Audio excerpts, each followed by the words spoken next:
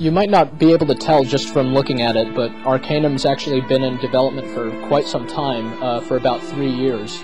It's the first game from a studio called Troika Games, which is made up of people who formerly worked on the game Fallout, which came out in 1997. Fallout is the post-nuclear role-playing game that's often hailed as a classic these days. It let you play as any number of different types of characters and sort of explore this futuristic world however you wanted to. And Arcanum sort of follows in the same footsteps, and much like Fallout, it has its own rather unique setting. Arcanum takes place in a fantasy world. It has characters like dwarves and elves and half-orcs in it. Only the twist is that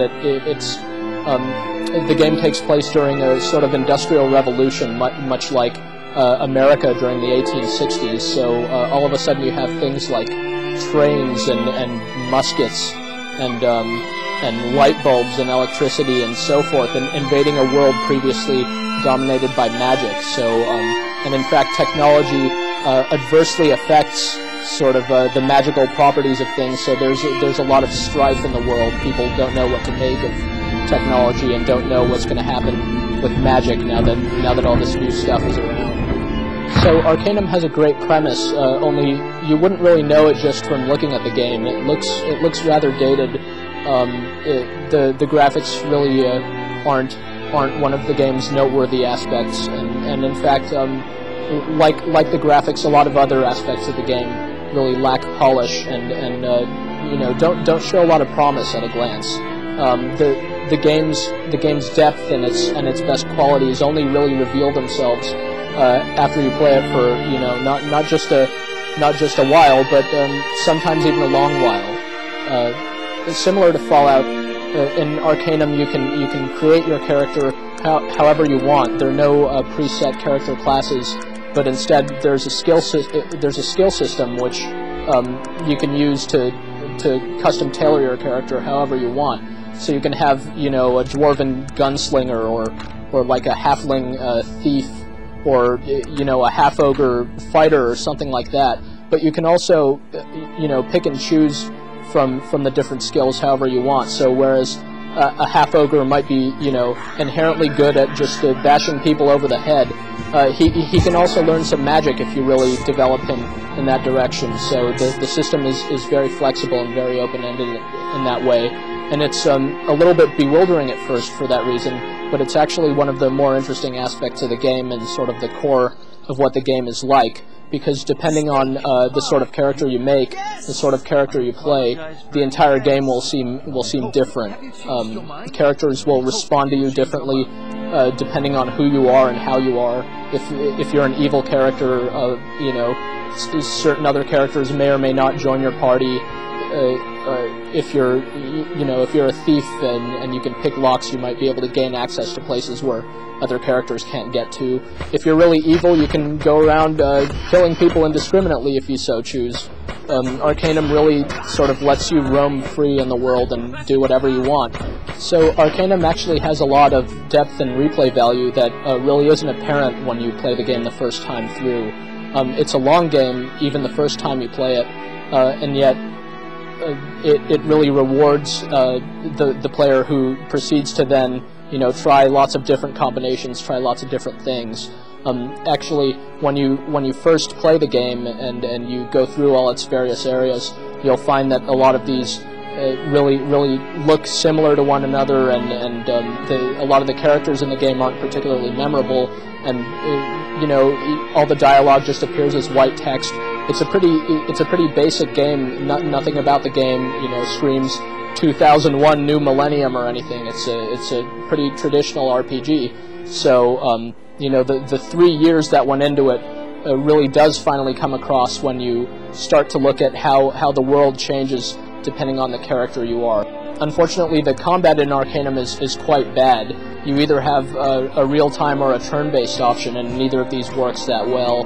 The real-time option, makes it all looks kind of like a Charlie Chaplin movie, moving at double time. Everything just happens much too quickly, and it's almost uncontrollable. The turn-based option is extremely simple, and you basically have a set number of action points with which you can bash the other guy over the head repeatedly, and it really isn't all that satisfying. Again, certain types of characters, like magic users and thieves and such, can bypass a lot of the combat, whereas characters who focus on their combat skills can beat their way through the battles really easily. So even the combat can sort of be circumvented if you play a certain way. But it stands as one of the elements in the game that's just not particularly polished and not particularly enjoyable in itself. The way you cast spells is actually notably different than it is in other games, because each spell requires a certain amount of fatigue points to be cast, rather than mana or some other system like that. So what happens is your fatigue points represent how tired you are, or how not tired you are, rather, and every time you cast one, you sort of get more winded. And every time you get hit, you get more winded too. So what can happen is, if you cast a lot of spells in battle, an enemy will get a lucky hit on you, and suddenly you'll go unconscious, and then you'll be dead. So magic users have to be really careful to keep an eye on their fatigue, so they don't go under in the middle of a fight. Besides the combat, the character skill system in Arcanum is sort of unbalanced and has some problems. For instance, certain types of characters, like melee fighters, will be able to get through the game pretty easily, whereas characters like technologists, the sort of rifleman inventor types, that are actually, seem like one of the more appealing types of characters to play in Arcanum, they'll have a really hard time. The guns you'll find in the game are actually quite weak. Ammunition is really scarce, and these technologist characters will constantly be finding magic items that they'll just have to cast away because they can't really use them well. So playing this sort of like New Age technologist character in Arcanum is one of the more difficult and possibly more frustrating ways of playing through the game. Besides all that, Arcanum also has some bugs. It's an open-ended game, and as you go around, if you solve quests out of order, or do things in ways that maybe the designers didn't anticipate, and they anticipated a whole lot, granted, the game can kind of break on you. You might crash the desktop, but these sorts of things, perhaps the worst part about them is that they undermine sort of the delicate suspension of disbelief that builds up after you play the game for a while. You have to get past these kind of bugs and keep going at it, and get past the bad graphics and so forth. So it's unfortunate that Arcanum has these really noticeable shortcomings, but what's there is actually pretty worthwhile for people who like to get really into their role-playing games. It's a game that spent a long time in the making, and it shows, both in good ways and bad ways.